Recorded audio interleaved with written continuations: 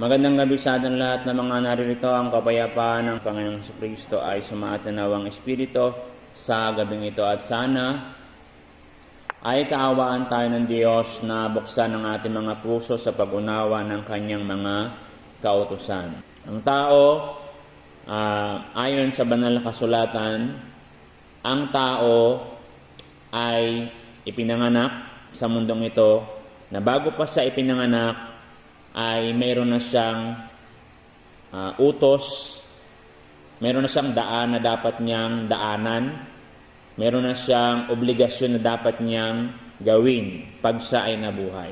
Katulad natin ngayon, mga ipinanganak tayo sa mundo, meron tayong pinaka-obligasyon, meron na tayong inilaan ng Diyos na gagawin habang tayo nabubuhay.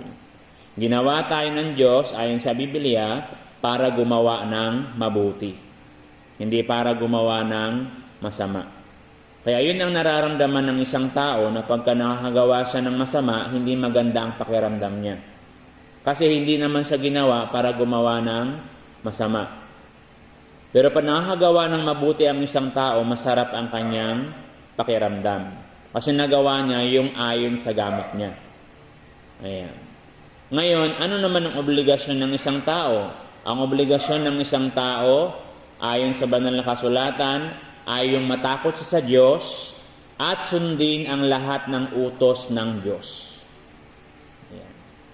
Ano ba ang ibig sabihin ng matakot sa Diyos? Ang ibig sabihin ng matakot sa Diyos, takot ka na magalit ang Diyos sa iyo.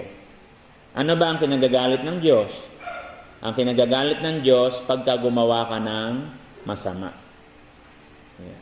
Kapag takot ka sa Diyos, takot ka rin gumawa ng masama. Ayan.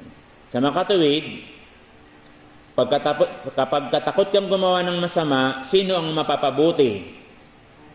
Diba? Tayo din. Sino ang hindi mapapahamak? Tayo din.